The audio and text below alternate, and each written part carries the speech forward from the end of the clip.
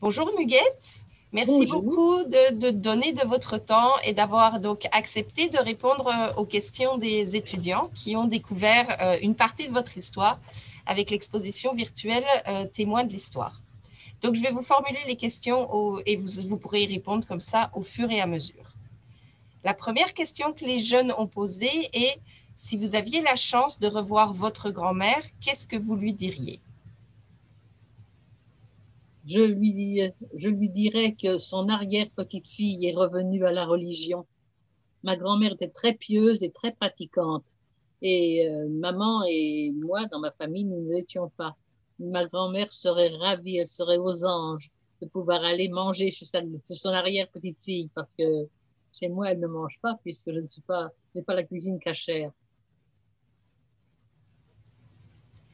Et d'ailleurs, je sais que ce n'était pas une question, j'en rajoute une. Je sais que votre grand-mère vous a appris le yiddish, donc la Oui? langue culturelle des Juifs d'Europe de l'Est. Est-ce que votre fille, elle, a appris le yiddish aussi ou pas du tout? Non, Non? non, non, elle ne l'a pas appris. Mon mari refusait que nous apprenions une autre langue que l'anglais, même si maman parlait avec moi, on parlait le yiddish ensemble souvent. Mais, alors donc, elle ne le parle pas. C'est dommage parce que remarquez qu'à McGill, maintenant, ils donnent des cours de yiddish.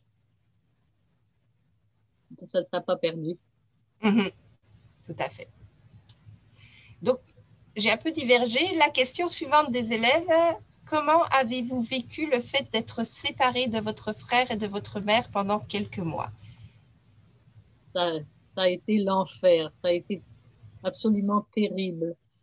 Nous, on avait été évacués avec l'école et puis on dormait dans des préaux d'école sur des paillasses et on avait toujours faim. J'étais dans un état lamentable, j'avais une tête pleine de poux. Ça a été terrible. Tous les jours, on pleurait parce que nous ne savions pas où étaient nos parents. Nous étions une cinquantaine d'enfants là-bas. Et voilà. Et donc, combien de temps êtes-vous resté comme ça, sans abri, après vous êtes enfui? Donc, je suppose que c'est avec, quand vous êtes partis, les 50 enfants. Quand maman est venue, finalement, est venue me chercher, elle m'a ramené à Chanlot en train parce que c'était dans une ville, heureusement, dans une ville qui fait partie de la même province de France que Chanlot. Alors, c'est à ce moment-là que je suis restée là-bas à l'école, là-bas. Bon, ça fait bien, c'est pas peut-être un mois, qui semblait une éternité. Quels étaient les derniers mots de votre tante avant d'être envoyée dans les camps? Ma tante a dit à maman, elle a dit, des zeist mir, sein nemen mir avec, qui veut dire en yiddish, parce que ma tante ne parle pas le français, elle dit, tu vois, on m'emmène. Et ça a été les derniers mots que qu'elle a parlé, puis après, avec les Allemands, avec les Français, elle a continué à descendre avec les deux policiers, et maman est montée à l'étage supérieur pour être avec sa mère. Et donc, qui était avec vous lors de votre fuite vers Chanlot depuis la Normandie? C'est maman qui est venue me chercher au Bois Mouchet, en Normandie. Et où je suis restée 9 mois et elle m'a ramenée ensuite à Chanlot. Il y a une anecdote là qui n'est pas dans mon livre.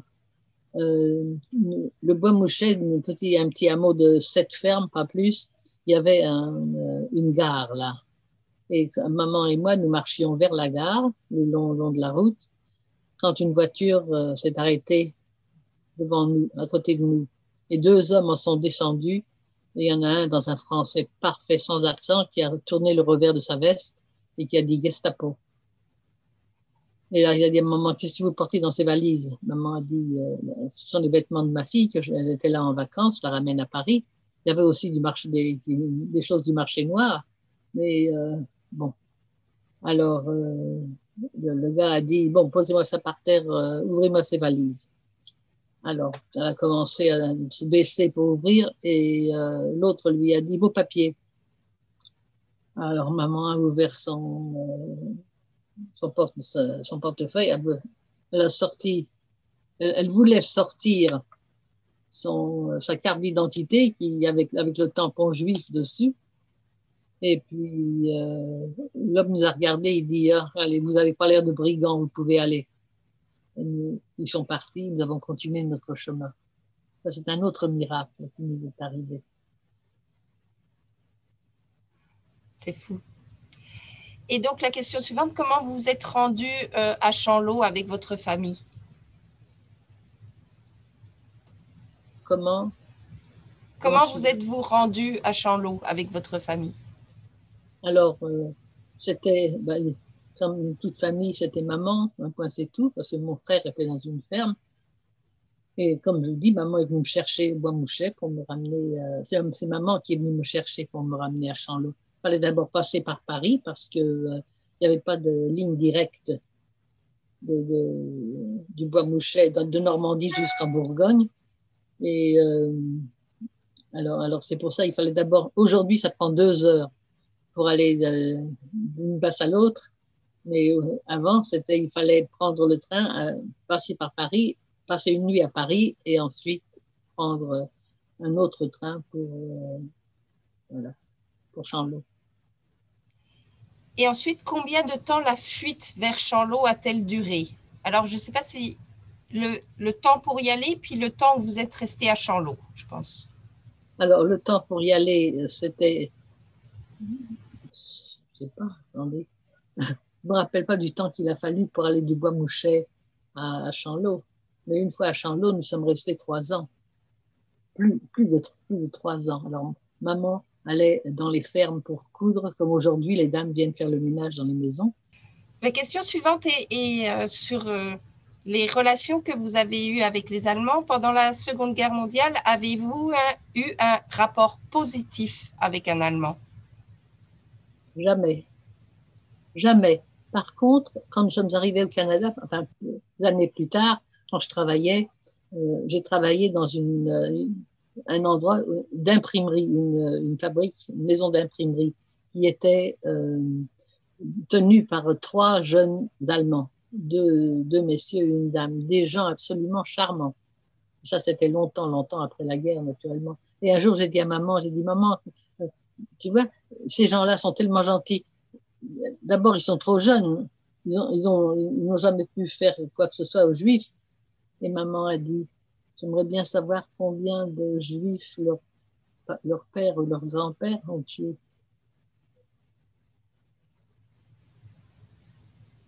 Est-ce que vous en avez parlé avec eux? Je suppose que vous ne les connaissiez pas assez, mais parler de votre vécu, ou est-ce qu'ils savaient que vous étiez une survivante de l'Holocauste? Oui, eux, ils le savaient, mais on n'en a jamais parlé.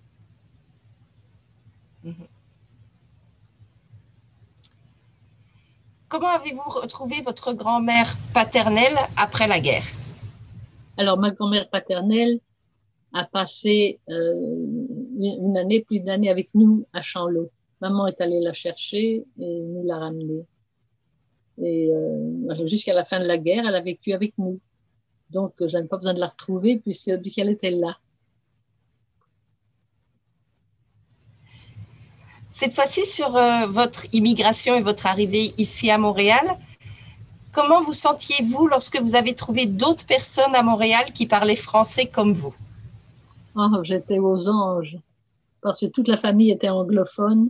Il n'y avait personne à qui parler. Mon oncle m'a emmené un jour à l'Hawaï et là, j'ai retrouvé d'autres survivants. Parlaient français. Il y avait 2 Belges et puis 2 Français. Il y avait Jacques Zouvi, Bernard Kuhnreich, Jacques Simet, Hélène Krauss et Hélène Schir, pardon. Et puis, donc moi, je me suis approchée, j'étais assez timide, mais entendant parler français, je me suis approchée. Et puis, nous sommes devenus, là, tous les 5, nous sommes devenus des amis très proches.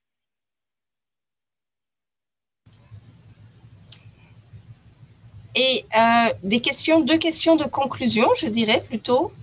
Pourquoi vous pensez que c'est important de donner des témoignages aux étudiants? Il faut que les étudiants, que les jeunes gens, qu'on sache ce qui s'est passé. Plus tard, ces jeunes gens, ces élèves, ce sont eux qui feront les lois, ce sont eux qui seront au pouvoir. Et il faut être tolérant, il faut tolérer les gens, même s'ils n'ont pas la même couleur de peau que vous, s'ils ne s'habillent pas comme vous, s'ils ne parlent pas comme vous. Et puis, si vous voyez qu'une injustice a été commise, il faut répliquer, il faut s'impliquer, il faut parler. Elie Wiesel a dit que le silence profite au tourmenteur, jamais à la victime. Et il faut protester. Voyez-vous, je vais vous dire les mots du pasteur Martin Niemöller, un pasteur protestant qui a été à Auschwitz, qui est revenu. Et il a dit, et quand ils sont venus pour les juifs, j'ai pas protesté, je n'étais pas juif. Quand ils sont venus pour les communistes, j'ai pas protesté, je n'étais pas communiste. Quand ils sont venus pour les handicapés, j'ai pas protesté, je n'étais pas handicapé. Et quand ils sont venus pour moi, il n'y avait plus personne pour protester. Il ne faut pas que ça arrive.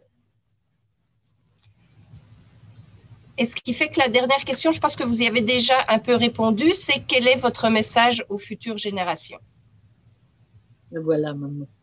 Le voilà, mon message. Soyez tolérants. Vous êtes les aînés de demain.